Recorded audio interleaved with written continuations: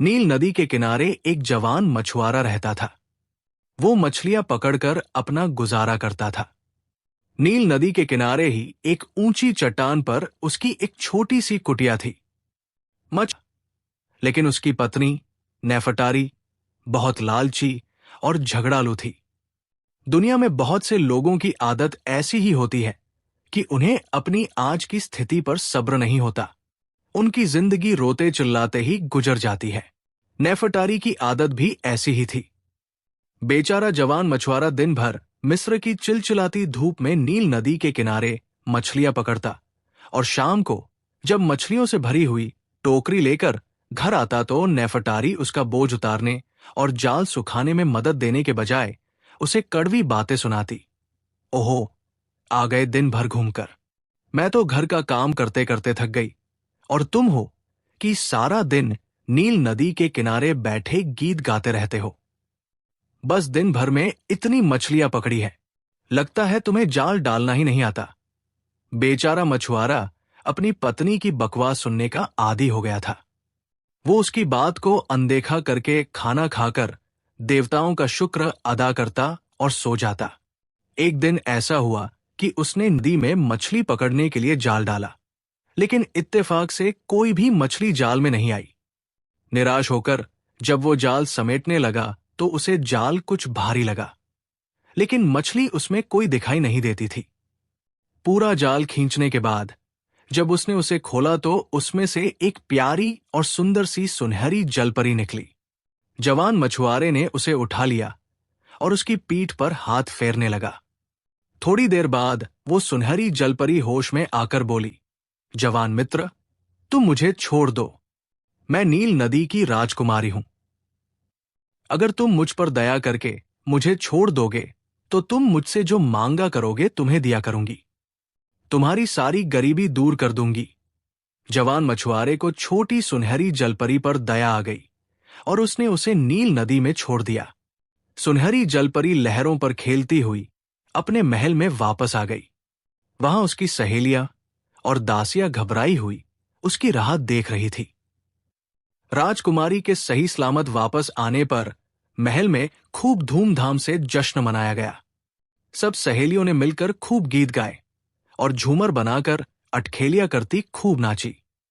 इधर शाम को जब जवान मछुआरा खाली हाथ घर पहुंचा तो उसकी पत्नी ने उसे बहुत बुरा भला कहा। जब उसके गुस्से का उबाल निकल गया तो मछुआरे ने उसे सुनहरी जलपरी की बात बताई। नेफटारी उस वक्त लकड़ी की एक टूटी नांद में कपड़े धो रही थी।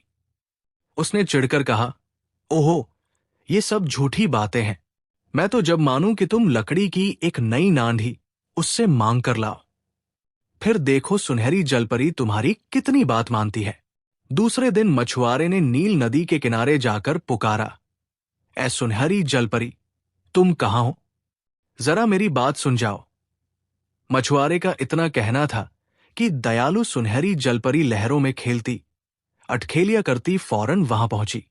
उसे देखकर मछुआरे ने 3 बार उसके आगे जमीन को छूकर प्रणाम किया और बोला, ए नील नदी की राजकुमारी, मेरी पत्नी को लकड़ी की एक बढ़िया नांद चाहिए। उसकी इच्छा पूरी होगी। ये कहकर सुनहरी जलपरी गायब हो गई। घर आकर मछुआरे ने देखा कि पुरानी नांद की जगह शीशम की लकड़ी की एक बढ़िया नांद रखी हुई है। मछुआरे ने सुनहरी जलपरी का बार बार धन्यवाद किया, लेकिन वो असंतोषी नेफटारी उससे खुश न हुई। वो नफरत से बोली, लकड़ी की नांद कौन सी बड़ी चीज है जिसके लिए तुम 10 बार धन्यवाद कर रहे हो? कल तुम जाकर उससे कहना कि इस कुटिया के बदले हमें एक महल जैसा बढ़िया मकान चाहिए। दूसरे दिन सुबह अंधेरे ही उसने मछुआरे को कुछ खिलाए पिलाए बिना नील नदी के किनारे भेज दिया। बेचारे जवान मछुआरे ने वहां आकर फिर पुकारा, ए नील नदी की राजकुमारी, तुम कहां हो? मेरी बात सुनो। नील नदी में लहरें उठीं और उन पर बल खाती हुई सुनहरी जलपरियां पहुंची। मछुआरे ने अपनी पगड़ी से 3 बार जमीन को छूकर प्रणाम किया और बोला, ऐ मेरी सुनहरी जलपरी, मेरी पत्नी को उस कुटिया में रहने से बहुत तकलीफ होती है। उसे एक अच्छा और पक्का घर चाहिए। उसकी इच्छा जरूर पूरी होगी। ये कहकर सुनहरी जलपरी फिर गायब हो गई। घर वापस मछुआरा आया तो उसने देखा कि उसकी टूटी फूटी कुटिया की जगह एक बहुत बड़ा खूबसूरत मकान खड़ा है और उसमें खाने पीने और रहने का सब सामान मौजूद है। एक ऊंट बंधी है। घर के आसपास कबूतर दाना चुग रहे हैं। चारों तरफ अनाज के खेत लहलहा रहे हैं। ये सब कुछ देखकर मछुआरा अपनी पत्नी से बोला, अब तो हम एक अच्छे खाते पीते किसान की तरह सुख से रहेंगे। भला अब हमें किस बात की कमी है? फिर मछुआरे ने कुछ दिन तो शांति से बिताए, लेकिन वो असंतोषी और कृतघ्न नेफटारी अपनी आज की स्थिति से कभी खुश होने वाली न थी। उसे यही पछतावा था कि उस कुटिया के बदले उसने एक बहुत बड़ी हवेली क्यों न मांग ली। वो सोचने लगी कि किसान औरत की तरह मुझे अपना सब काम खुद ही करना पड़ता है। खेतों की देखभाल, ऊंट की सेवा, घर का काम, ये क्या थोड़ा काम है? किसानों से तो अमीर अच्छे जिन्हें कुछ मेहनत तो नहीं करनी पड़ती, उनके नौकर चाकर होते हैं। इसलिए उसने एक दिन मछुआरे से फिर कहा, मैं मेहनत मजदूरी की जिंदगी से तंग आ गई हूं। अब मैं भी रईसों की पत्नियों की तरह शानो शौकत से रहना चाहती हूं। इसलिए तुम जाकर सुनहरी जलपरी से कहो कि मुझे हवेली, नौकर चाकर और सुख के सब सामान से भर दे। ये सुनकर बेचारा जवान मछुआरा फिर नील नदी के किनारे आया और हिचकिचाते हुए उसने फिर नील नदी की राजकुमारी को पुकारा। इस बार नील नदी में ज्यादा ऊंची लहरें उठीं और सुनहरी जलपरी उन पर सवार होकर आई। मछुआरे ने फौरन 3 बार झुककर सलाम किया और फिर बोला, ऐ मेरी दयालु राजकुमारी, मेरी पत्नी अब अमीरों की तरह सुख और आराम की जिंदगी बिताना चाहती है। सुनहरी जलपरी ने कहा, उसकी इच्छा जरूर पूरी होगी। ये कहकर सुनहरी जलपरी फिर गायब हो गई। घर आकर मछुआरे ने देखा कि उसके पहले मकान की जगह एक आलीशान बड़ी सी हवेली खड़ी है और उसके कमरे खूब सजे हुए हैं। 8-10 नौकर नौकरानियां नेफटारी की सेवा में हाजिर हैं।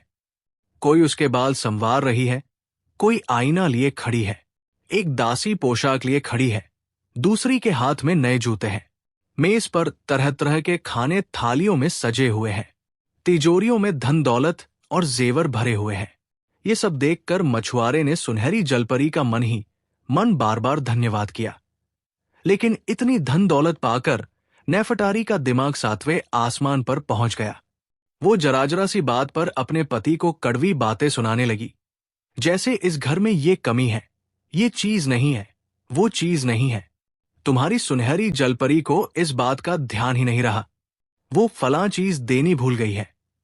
बेचारा मछुआरा चुपचाप अपनी पत्नी की बकवास सुनता रहा।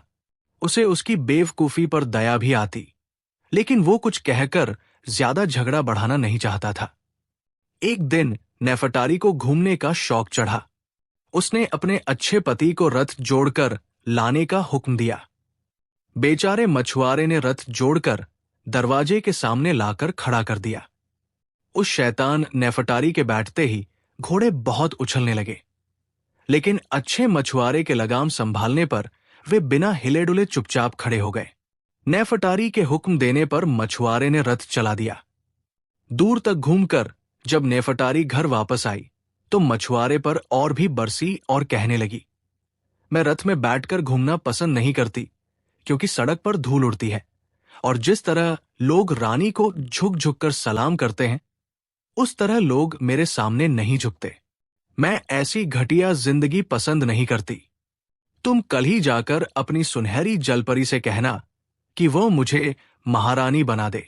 बेचारा मछुआरा अपनी पत्नी की जिद से तंग आ गया था।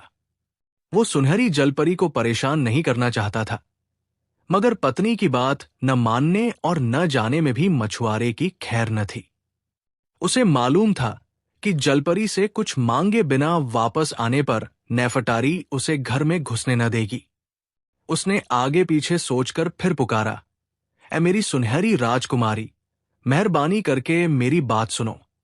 इस बार नील नदी में बहुत ऊंची ऊंची लहरें उठीं। आखिर एक ऊंची लहर पर चढ़कर सुनहरी जलपरी आई और उसने पूछा, अब तुम्हारी पत्नी को और क्या चाहिए? मछुआरे ने डरते डरते अपनी लालची पत्नी की इच्छा बता दी। सुनहरी जलपरी ने कहा, जाओ, पत्नी की ये इच्छा भी जरूर पूरी होगी। ये कहकर सुनहरी जलपरी फिर ओझल हो गई। घर आकर मछुआरे ने देखा कि हवेली की जगह एक राजमहल खड़ा है और उसके चारों तरफ ऊंची चारदीवारी है। चारदीवारी के साथ साथ गहरी खाई खोदी हुई है और उस किले में महल के सबसे खूबसूरत हिस्से में नेफटारी बेशुमार नौकर नौकरानियों में घिरी हुई बैठी है। सर पर ताज पहने हुए है। शाही पोशाक और ताज पहनकर वो बड़ी शान से सिंहासन पर बैठी हुई है।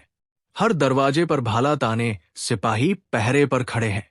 मछुआरे ने वहां जाकर आदर से महारानी को झुककर सलाम किया।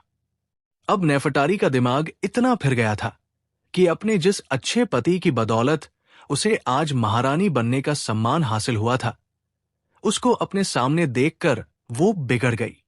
उसने अपने पहरेदार से कहा, इस भिखारी को धक्के मारकर महल से बाहर निकाल दो। बेचारा मछुआरा पहरेदार के धक्के खाकर महल के बाहर आकर थककर गिर पड़ा और उसकी पगड़ी पीछे को लुढ़क गई। एक दयालु दासी ने वो पगड़ी उठाकर चुपके से उसे दी। बेचारा मछुआरा अब घोड़ों के अस्तबल में रहने लगा। उसे अपनी पत्नी के घमंड पर रह रहकर दुख होता। जब वो सुनता कि महारानी अपने नौकर नौकरानियों को ठोकर से उड़ाती है और गलती करने पर चाबुक बरसाती है, तो उसे और भी दुख होता। एक दिन रात को नील नदी में बहुत बड़ा तूफान आया। महारानी उस वक्त सोने जा रही थी। उसे नील नदी का गर्जना बिल्कुल पसंद न आया। कुछ देर अपने महल की खिड़की में से वो नील नदी की उछल कूद देखती रही। फिर उसके दिल में ख्याल आया कि अगर मैं नील नदी की रानी बन जाऊं तो नील नदी को भी मेरा हुक्म मानना पड़ेगा। फिर वो इस तरह मेरे आगे गरजेगी नहीं। नील नदी की रानी बन जाने के बाद मेरा हुक्म सुनहरी जलपरी पर भी चलेगा। भला मुझसे बढ़कर फिर इस दुनिया में और दूसरा कौन हो सकता है। बस दूसरे ही दिन नेफटारी ने अपने सिपाहियों को हुक्म दिया कि जवान मछुआरे को हाजिर करो। उसके कहने की देर थी कि बेरहम जल्लाद की तरह सिपाहियों ने बेचारे मछुआरे को नंगे सर और नंगे पांव घसीटते हुए उसके सामने लाकर खड़ा कर दिया। वो नेक दिल मछुआरा अपने अस्तबल में ही खुश था, क्योंकि वहां वो शांति से रहता था। उसके समझ में नहीं आ रहा था कि अब महारानी को और किस बात की कमी महसूस हुई है। दुनिया की और कौन सी ऐसी चीज है जो उसकी पहुंच से बाहर है। उसे हैरानी हो रही थी कि अब महारानी बनकर भी उसकी कौन सी इच्छा बाकी रह गई है। महारानी ने मछुआरे को झिंझोड़कर कहा, जाओ, नील नदी के किनारे जाओ और सुनहरी जलपरी को हुक्म दो कि मेरी महारानी नील नदी पर भी राज करना चाहती है और उसकी इच्छा है कि तुम भी अपनी सखी सहेलियों के साथ उसकी सेवा में हाजिर हो। मछुआरे को हैरानी से अपनी तरफ देखते देखकर महारानी ने झपट कर कहा, जाओ, देख क्या रहे हो, इसी वक्त जाओ, मेरा हुक्म है, तुम्हें जाना होगा। बेचारा मछुआरा दुखी और गमगीन दिल से नील नदी के किनारे आया। उस वक्त आसमान पर बादल छाए हुए थे, बिजली कड़क रही थी। मछुआरे ने डरते डरते जैसे ही सुनहरी जलपरी को पुकारा, नील नदी में भारी तूफान उठ खड़ा हुआ। लहरों ने नदी की सतह को उलट पुलट कर दिया। मूसलाधार पानी बरसने लगा। मछुआरा उस आंधी तूफान में खड़ा भीग रहा था। थोड़ी देर के बाद भयानक कड़क के साथ एक ऊंची लहर आई और उस पर सुनहरी जलपरी एक सिंहासन की तरह शान से पूछा, जवान मित्र, अब महारानी बनने के बाद भी क्या तुम्हारी पत्नी की कोई इच्छा बाकी रह गई है? मछुआरे ने जमीन पर 3 बार झुककर सलाम किया और डरते हुए अपनी पत्नी की घमंड भरी इच्छा कह सुनाई। ये सुनकर नील नदी गुस्से में आकर गर्जने लगी। लहरों ने गर्जना की और सुनहरी राजकुमारी सिंहासन के साथ गायब हो गई। कुछ जवाब न पाकर मछुआरा चुपचाप महल की ओर वापस आया तो वहां के बदले हुए रंगरूप देखकर हैरान रह गया। न वहां महल था, न नौकर नौकरानियां। उनकी जगह वही पुरानी कुटिया थी और वही टूटी नांद। असंतोषी नेफटारी उसी टूटी नांद में कपड़ों पर साबुन लगा रही थी। ये देखकर जवान मछुआरा एक दार्शनिक की तरह बोला, असंतोषी इंसान दुनिया में कभी सुख नहीं पाता। घमंड का सिर नीचा होकर ही रहता है।